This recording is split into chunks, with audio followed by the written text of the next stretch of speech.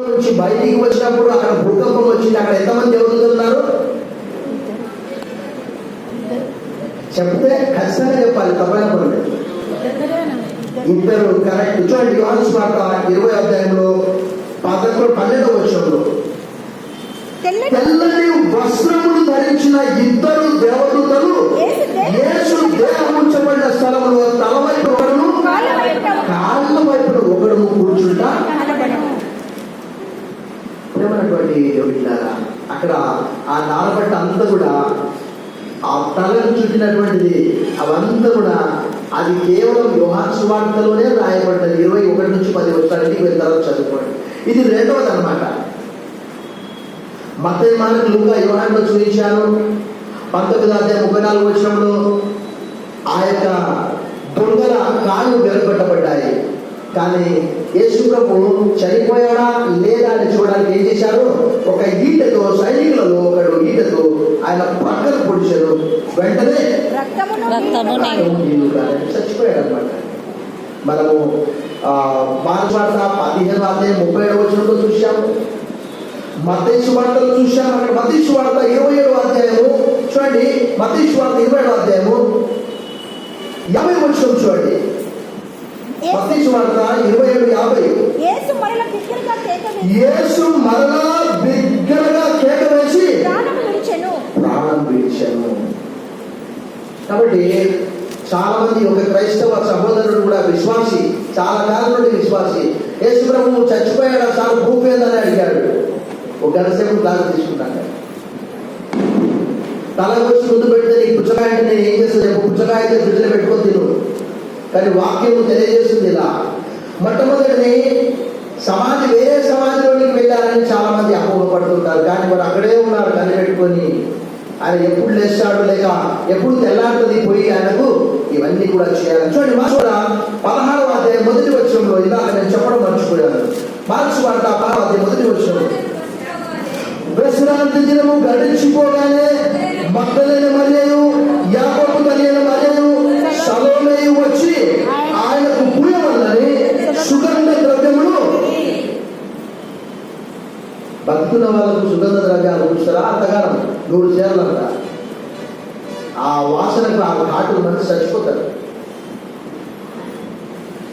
కాబట్టి మరి వారు సమాధి దగ్గరనే ఉన్నారు. మొట్టమొదటిది. రెండవది ఏంటంటే మరి అనేకమైనటువంటి కల్పిత కథలు. ఆయన శిలువ పైన ఓడ్చిపోయాడు.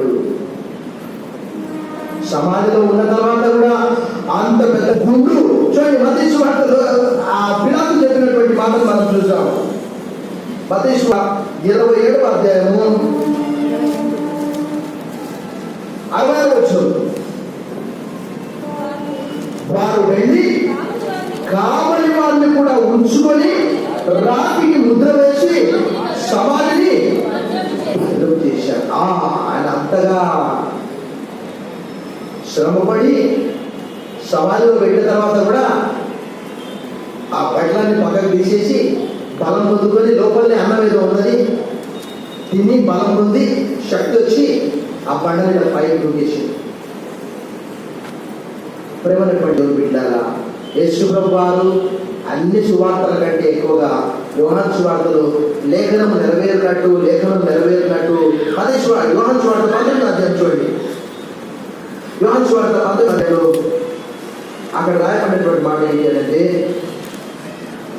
30-37 వచనాల్లో, అతని ఎముకల్లో ఒకటైనను విలువబడదు అను లేఖనము నెరవేరినట్లు ఇవి.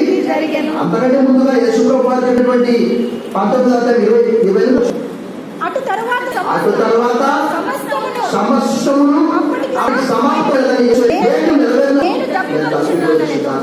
లేఖనము నెరవేరడానికి ఇవన్నీ కూడా జరిగాయి. మొట్టమొదటిది సమాధి, వేరే సమాధిని అపోహపడవచ్చు. రెండవది ఫెయింట్ అయ్యాడు, అదొక తప్పుడు సిద్ధాంతం అన్నమాట. మూడవది ఏంటంటే దొంగలు ఎత్తుకపోయిండ్రు. ఎవరు ఎత్తుకపోయారు? దొంగలు ఎత్తుకపోయిగా ఒక చిన్న ఉదాహరణ చెప్తా. ఏంటంటే నేను పేపర్లో చదివాను. ఒక అమ్మాయి బాగా ధనవంతురాలు, ఒక బాలిక, ఒక 14 సంవత్సరాలు 12 సంవత్సరాలు, జామకాయ తిని గొంతులో ఎట్టి చనిపోయింది అమ్మాయి. చనిపోతే హైదరాబాద్లో ఈ సంఘటన జరిగింది. ఆ అమ్మాయిని ఏం చేశారంటే సమాధి చేశారు.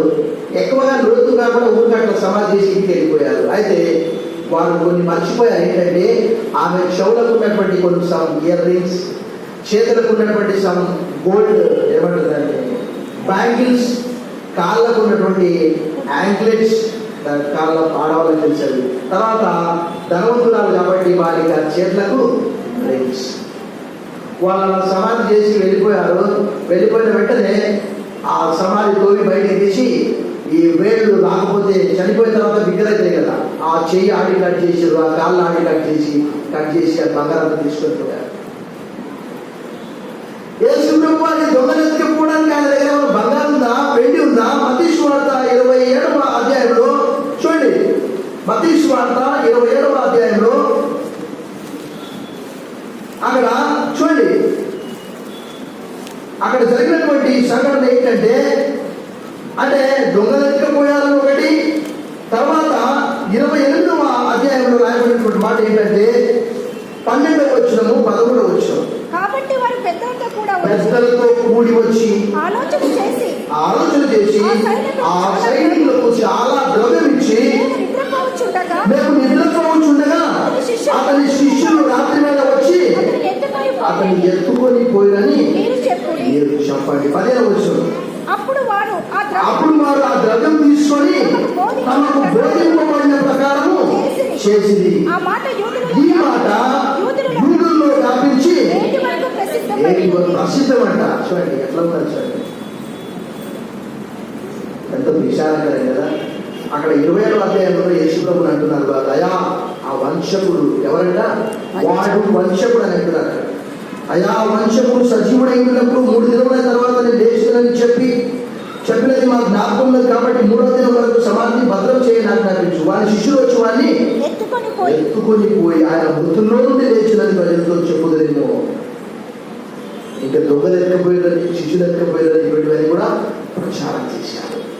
కాబట్టి శిష్యులు తర్వాత మనం చూస్తాము యోహాను సువార్త 20వ అధ్యాయంలో అక్కడ ఆ తోమా భారతదేశానికి వచ్చినటువంటి మొట్టమొదటి శిష్యుడు ఏమన్నాడు, నా దేవా నా ప్రభువా అన్నాడు. మై లార్డ్ మై గాడ్ అన్నాడు. అదే మత్తయి సువార్త 20వ అధ్యాయంలో కొందరు ఆయనకు బ్రొక్కిరి, కొందరు సందేహించారన్నాడు. ఈ సాయంకాల సమయంలో ఇంకా పునరుద్ధానం గురించి చాలా విషయాలు కలిగారు. ఇది కేవలం ఏంటంటే మత్తయి, మార్కు, లూకా, యోహాను మాత్రమే చూపించారు. తర్వాత ఆది అపోస్తలుల కార్యంలో సంఘము ఏర్పాటు గల కారణం ఏంటంటే దేవుని వాక్యంలో రాయబడ్డది. పేతురు అంటాడు, దావీదు సమాధి నేటికి మన మధ్యలో ఉన్నది. దావీదు సమాధి నేటికి మన మధ్యలో ఉన్నది, కానీ యేసు ప్రభు సమాధి మాత్రమే ఖాళీగా ఉన్నది. ఈ సాయంకాల సమయంలో ఒక చిన్న ఉదాహరణ చెప్తాను. ఉత్తర భారతదేశంలో ఒక ముస్లిం మౌల్వి, ఒక మత పెద్ద, ఈ క్రైస్తవ మతము చాలా విస్తారంగా వ్యాప్తి చెందుతుంది కాబట్టి నేను ఏం చేయాలి, క్రైస్తవ మూలాలు పునరుద్ధానం పైన ఉన్నాయి కాబట్టి యేసు ప్రభు లేవలేదు అన్నటువంటి ఒక పాంప్లెట్ తయారు చేసి విస్తృతంగా ప్రచారం చేశారు. ఆ సమయంలో జరిగినటువంటిది ఏంటి అంటే, ఆ ముస్లిం మౌల్వి మత పెద్దకి కంటి చూపు పోయింది. ఏమైంది తనకు? కంటి చూపు పోతే ఎక్కడ వెళ్ళాలి? హాస్పిటల్. చెప్పండి, హాస్పిటల్కి వెళ్ళాలి. హాస్పిటల్కి వెళ్తే అక్కడ ట్రీట్మెంట్ ఇస్తున్నారు. నెమ్మదిగా కంటి చూపు వస్తుంది. హాస్పిటల్లో పరిచయం ఏంటంటే గిడ్యోన్ మినిస్ట్రీ, నూతన నిబంధన గ్రంథంలో అనేక భాషల్లో. తను పడక నుంచి లేవగానే అక్కడ ఆ న్యూ టెస్ట్మెంట్ తీసుకొని చదవడం స్టార్ట్ చేశారు. యేసు ప్రభువే నిజమైన దేవుడు అని తెలుసుకున్న తర్వాత సమ్ హండ్రెడ్స్ ఆఫ్ చర్చెస్ కట్టి ఆయన చాలా మంది పాస్టర్లకు ఒక బిషప్ లాగా మారిపోయాడు. మాయలో ప్రేమటువంటి దేవుడు ఉంటారా? క్రైస్తవ మూలాలు, క్రైస్తవ సిద్ధాంతం. చివరి ఒక మాట చెప్పి నేను ముగిస్తాను. దేవుని వాక్యంలో రాయబడింది, మృతులు లేపబడలేదా మనం ఇంకా పాపమందు నిలిచియుందుమని భక్తుడు పౌలు చెప్తాడు. తర్వాత యేసు ప్రభువు వారు అనేక మంది కనిపించాడు. ఇందాక మనం చదివినటువంటి లేఖన భాగాల్లో 7 దయ్యములను వెళ్ళగొట్టినటువంటి మగ్దలేనే మరియకు, తర్వాత సమయం లేదు కాబట్టి లూకా సువార్త 24:34 పేతురు కనిపించాడు, తర్వాత 500 మందికి ఒక్కసారి కనిపించాడు. అయితే ఒక మాట చూపిస్తాను. అపొస్తలుల కార్యం 10:31 రాబడి మాట ఏంటంటే, ఏర్పరచబడ్డ వారికి మాత్రమే ఆయన కనిపించాడని పేతురు చెప్తాడు. అపొస్తలుల కార్యం 10:41 దేవుడు ఆయనను 3వ దినమున లేపి ప్రజలకి కాక దేవుని చేత ముందుగా ఏర్పరచబడిన సాక్షులకే, అనగా ఆయన మృతుల్లో నుండి లేచిన తర్వాత ఆయనతో కూడా అన్నపానములు పుచ్చుకున్న మాకే ఆయన ప్రత్యక్షంగా కనబడినట్లు అనుగ్రహించాను. యేసుప్రభువు వారు లేచిన తర్వాత యోహాను సువార్త 21వ అధ్యాయంలో, పిల్లలారా మీ దగ్గర తినడానికి ఏమైనా ఉన్నదా? ఉన్నదాన్ని 21:5 అన్నాడు.